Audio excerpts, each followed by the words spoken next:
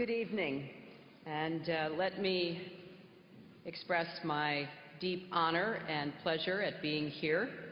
I want to thank Director General Tokayev and Ms. Wyden, along with other ministers, ambassadors, excellencies, and UN partners. This weekend, we will celebrate Human Rights Day, the anniversary of one of the great accomplishments of the last century. Beginning in 1947, delegates from 6 continents devoted themselves to drafting a declaration that would enshrine the fundamental rights and freedoms of people everywhere.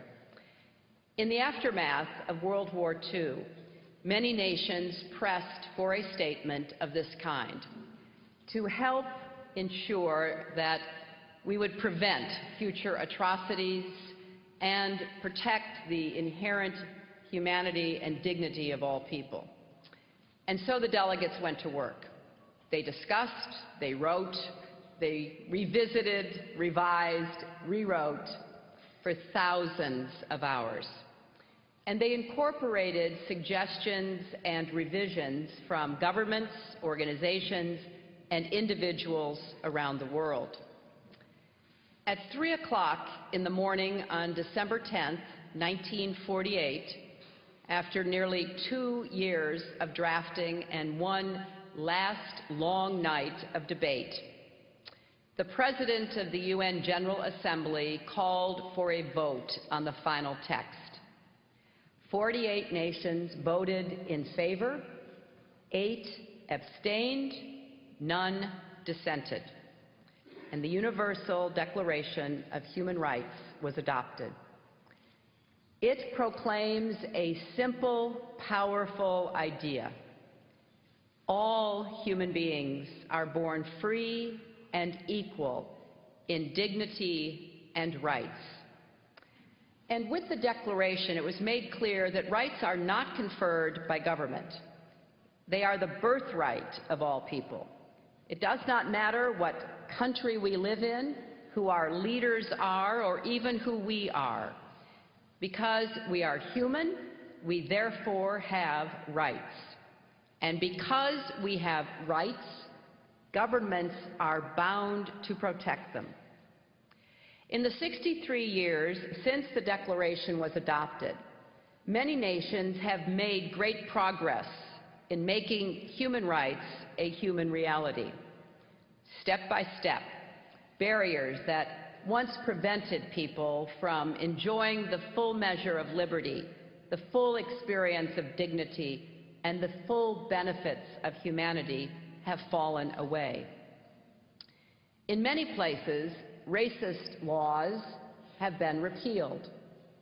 Legal and social practices that relegated women to second-class status have been abolished. The ability of religious minorities to practice their faith freely has been secured. In most cases, this progress was not easily won. People fought and organized and campaigned in public squares and private spaces to change not only laws but hearts and minds. And thanks to that work of generations, for millions of individuals whose lives were once narrowed by injustice, they are now able to live more freely and participate more fully in the political, economic, and social lives of their communities. Now, there is still, as you all know, much more to be done to secure that commitment, that reality and progress for all people. Today, I want to talk about the work we have left to do to protect one group of people whose human rights are still denied in too many parts of the world today. In many ways, they are an invisible minority. They are arrested, beaten, terrorized, even executed. Many are treated with contempt and violence by their fellow citizens, while authorities empowered to protect them look the other way, or too often even join in the abuse. They are denied opportunities to work and learn, driven from their homes and countries, and forced to suppress or deny who they are to protect themselves from harm. I am talking about gay, lesbian, bisexual, and transgender people, human beings born free and given, bestowed equality and dignity, who have a right to claim that, which is now one of the remaining human rights challenges of our time. I speak about this subject knowing that my own country's record on human rights for gay people is far from perfect. Until 2003, it was still a crime in parts of our country. Many LGBT Americans have endured violence and harassment in their own lives, and for some, including many young people, bullying and exclusion are daily experiences. So we, like all nations, have more work to do to protect human rights at home. Now, raising this issue, I know, is sensitive for many people, and that the obstacles standing in the way of protecting the human rights of LGBT people rest on deeply held personal, political, cultural, and religious beliefs. So I come here before you with respect, understanding, and humility. Even though progress on this front is not easy, we cannot delay acting. So in that spirit, I want to talk about the difficult and important issues we must address together to reach a global consensus that recognizes the human rights of LGBT citizens everywhere. The first issue goes to the heart of the matter. Some have suggested that gay rights and human rights are separate and distinct, but in fact, they are one and the same. Now, of course, 60 years ago, the governments that drafted and passed the Universal Declaration of Human Rights were not thinking about how it applied to the LGBT community. They also weren't thinking about how it applied to indigenous people or children or people with disabilities or other marginalized groups. Yet in the past 60 years, we have come to recognize that members of these groups are entitled to the full measure of dignity and rights because, like all people, they share a common humanity. This recognition did not occur all at once. It evolved over time. And as it did, we understood that we were honoring rights that people always had, rather than creating new or special rights for them. Like being a woman, like being a racial, religious, tribal, or ethnic minority, being LGBT does not make you less human. And that is why gay rights are human rights and human rights are gay rights. It is a violation of human rights when people are beaten or killed because of their sexual orientation, or because they do not conform to cultural norms about how men and women should look or behave. It is a violation of human rights when governments declare it illegal to be gay or allow those who harm gay people to go unpunished. It is a violation of human rights when lesbian or transgendered women are subjected to so-called corrective rape or forcibly subjected to hormone treatments, or when people are murdered after public calls for violence toward gays, or when they are forced to flee their nations and seek asylum in other lands to save their lives.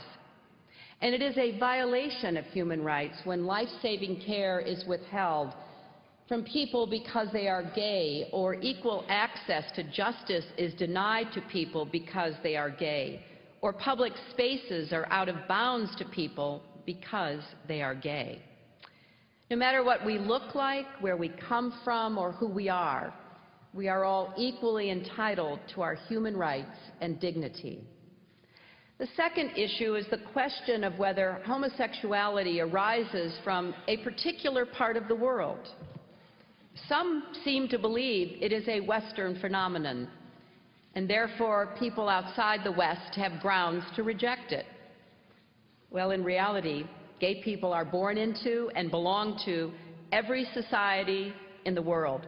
They are all ages, all races, all faiths. They are doctors and teachers, farmers and bankers, soldiers and athletes. And whether we know it or whether we acknowledge it, they are our family, our friends, and our neighbors. Being gay is not a Western invention. It is a human reality. And protecting the human rights of all people, gay or straight, is not something that only Western governments do. South Africa's constitution, written in the aftermath of apartheid, protects the equality of all citizens, including gay people. In Colombia and Argentina, the rights of gays are also legally protected. In Nepal, the Supreme Court has ruled that equal rights apply to LGBT citizens. The government of Mongolia has committed to pursue new legislation that will tackle anti-gay discrimination. Now, some worry that protecting the human rights of the LGBT community is a luxury that only wealthy nations can afford. But in fact, in all countries, there are costs to not protecting these rights. In both gay and straight lives lost to disease and violence, in the silencing of voices and views that would strengthen communities, in ideas never pursued by entrepreneurs who happen to be gay. Costs are incurred whenever any group is treated as lesser or the other, whether they are women, racial or religious minorities, or the LGBT. Former President Mogai of Botswana pointed out recently that for as long as LGBT people are kept in the shadows, there cannot be an effective public health program to tackle HIV and AIDS. Well, that holds true for other challenges as well. The third and perhaps most challenging issue arises when people cite religious or cultural values as a reason to violate or not to protect the human rights of LGBT citizens.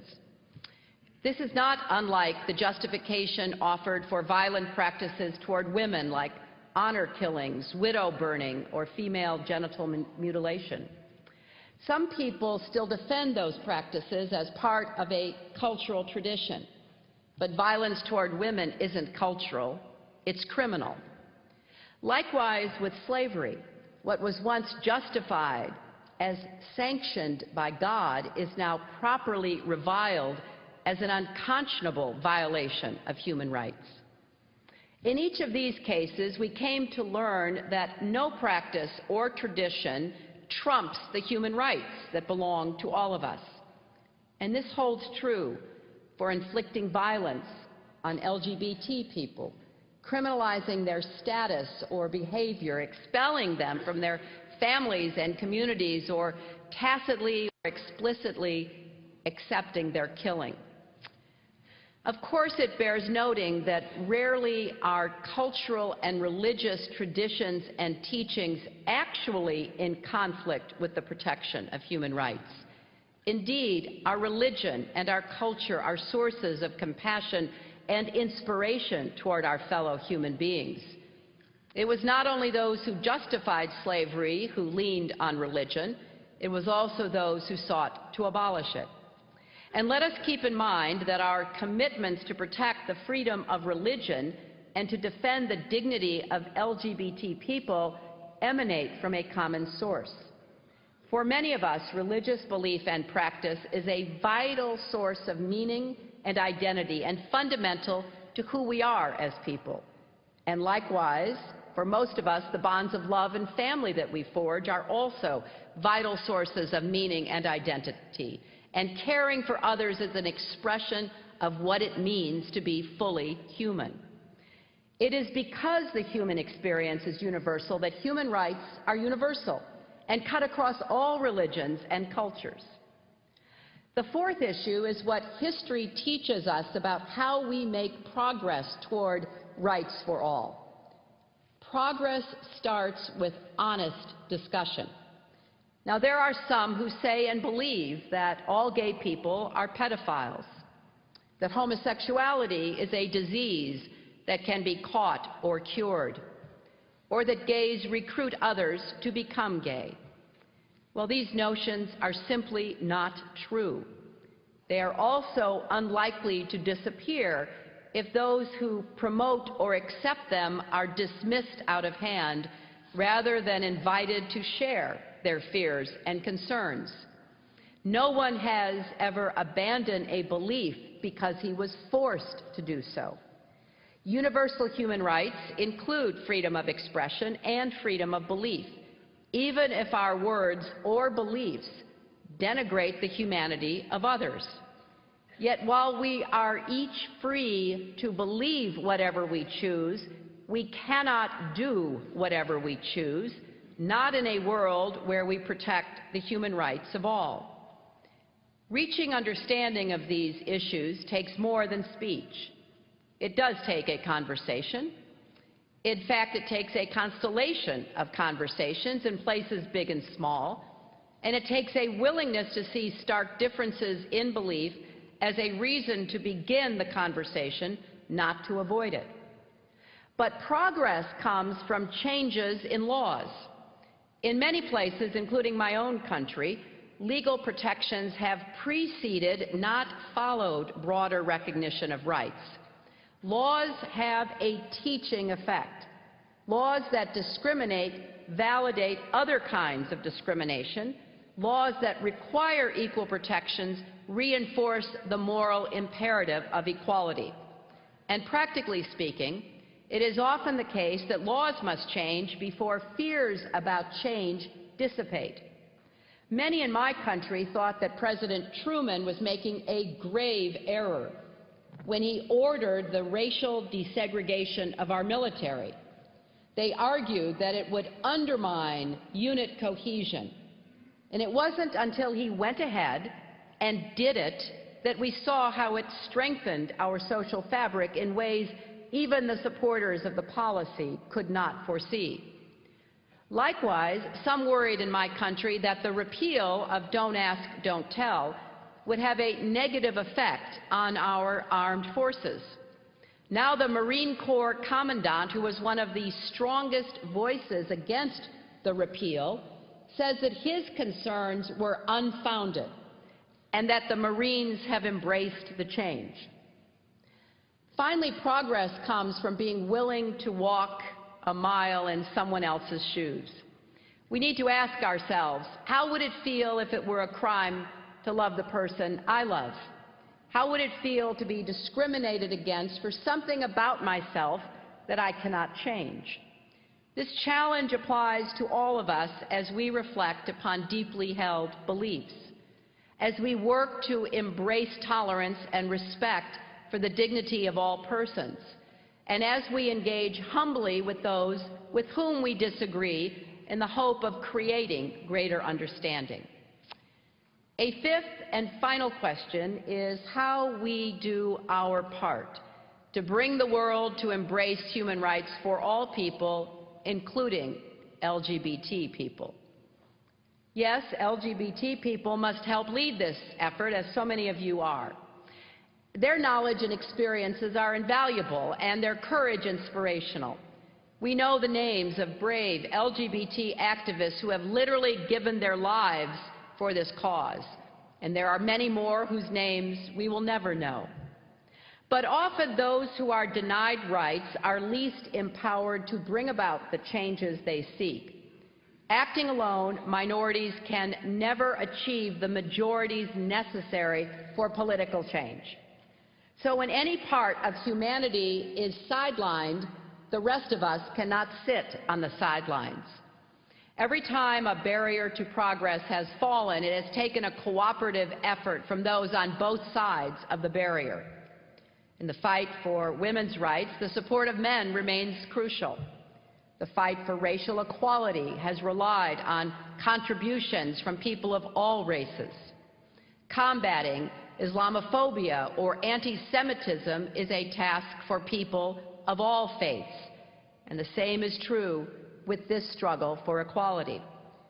Conversely, when we see denials and abuses of human rights and fail to act, that sends the message to those deniers and abusers that they won't suffer any consequences for their actions, and so they carry on. But when we do act, we send a powerful moral message. Right here in Geneva, the international community acted this year to strengthen a global consensus around the human rights of LGBT people. At the Human Rights Council in March, 85 countries from all regions supported a statement calling for an end to criminalization and violence against people because of their sexual orientation and gender identity. At the following session of the Council in June, South Africa took the lead on a resolution about violence against LGBT people. The delegation from South Africa spoke eloquently about their own experience and struggle for human equality and its indivisibility. When the measure passed, it became the first ever UN resolution recognizing the human rights of gay people worldwide. In the Organization of American States this year, the Inter-American Commission on Human Rights created a unit on the rights of LGBT people, a step toward what we hope will be the creation of a special rapporteur. Now we must go further and work here and in every region of the world to galvanize more support for the human rights of the LGBT community. To the leaders of those countries where people are jailed, beaten, or executed for being gay, I ask you to consider this. Leadership, by definition, means being out in front of your people when it is called for. It means standing up for the dignity of all your citizens and persuading your people to do the same. It also means ensuring that all citizens are treated as equals under your laws. Because let me be clear, I am not saying that gay people can't or don't commit crimes. They can and they do, just like straight people. And when they do, they should be held accountable. But it should never be a crime to be gay. And to people of all nations, I say supporting human rights is your responsibility too.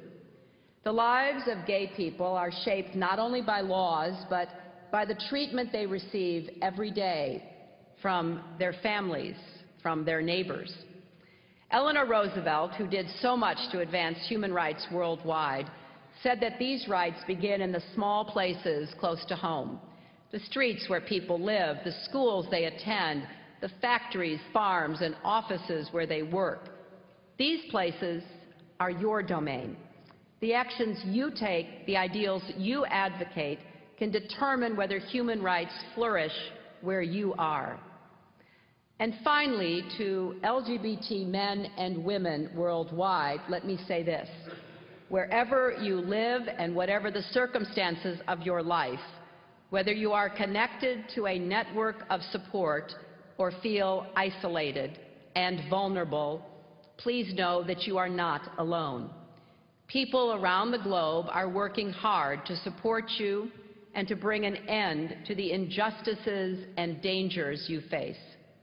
That is certainly true for my country, and you have an ally in the United States of America, and you have millions of friends among the American people. The Obama administration defends the human rights of LGBT people as part of our comprehensive human rights policy and as a priority of our foreign policy. In our embassies, our diplomats are raising concerns about specific cases and laws and working with a range of partners to strengthen human rights protections for all. In Washington, we have created a task force at the State Department to support and coordinate this work, and in the coming months we will provide every embassy with a toolkit to help improve their efforts. And we have created a program that offers emergency support to defenders of human rights for LGBT people. This morning, back in Washington, President Obama put into place the first U.S. government strategy dedicated to combating human rights abuses against LGBT persons abroad. Building on efforts already underway at the State Department and across the government, the President has directed all U.S. government agencies engaged overseas to combat the criminalization of LGBT status and conduct, to enhance efforts to protect vulnerable LGBT refugees and asylum seekers, to ensure that our foreign assistance promotes the protection of LGBT rights, to enlist international organizations in the fight against discrimination, and to respond swiftly to abuses against LGBT persons. I'm also pleased to announce that we are launching a new Global Equality Fund that will support the work of civil society organizations working on these issues around the world. This fund will help them record facts so they can target their advocacy, learn how to use the law as a tool, manage their budgets, train their staffs, and forge partnerships with women's organizations and other human rights groups. We have committed more than $3 million to start this fund, and we have hope that others will join us in supporting it. The women and men who advocate for human rights for the LGBT community in hostile places, some of whom are here today with us, are brave and dedicated and deserve all the help we can give them. We know the road ahead will not be easy. A great deal of work lies before us. But many of us have seen firsthand how quickly change can come. In our lifetimes, attitudes toward gay people in many places have been transformed. Many people, including myself, have experienced a deepening of our own convictions on this topic over the years, as we have devoted more thought to it, engaged in dialogues and debates, and established personal and professional relationships with people who are gay. This evolution is evident in many places. To highlight one example, the Delhi High Court decriminalized homosexuality in India 2 years ago, writing, and I quote, "If there is one tenet that can be said to be an underlying theme of the Indian Constitution, it is inclusiveness." There is little doubt in my mind that support for LGBT human rights will continue to climb. Because for many young people, this is simple. All people deserve to be treated with dignity and have their human rights respected, no matter who they are or whom they love. There is a phrase that people in the United States invoke when urging others to support human rights: be on the right side of history. The story of the United States is the story of a nation that has repeatedly grappled with intolerance and inequality. We fought a brutal civil war over slavery. People from coast to coast joined in campaigns to recognize the rights of women, indigenous peoples, racial minorities, children, people with disabilities, immigrants, workers, and on and on. And the march toward equality and justice has continued. Those who advocate for expanding the circle of human rights were and are on the right side of history, and history honors them. Those who tried to constrict human rights were wrong, and history reflects that as well. I know that the thoughts I've shared today involve questions on which opinions are still evolving. As it has happened so many times before, opinion will converge once again with the truth, the immutable truth, that all persons are created free and equal in dignity and rights. We are called once more to make real the words of the Universal Declaration. Let us answer that call.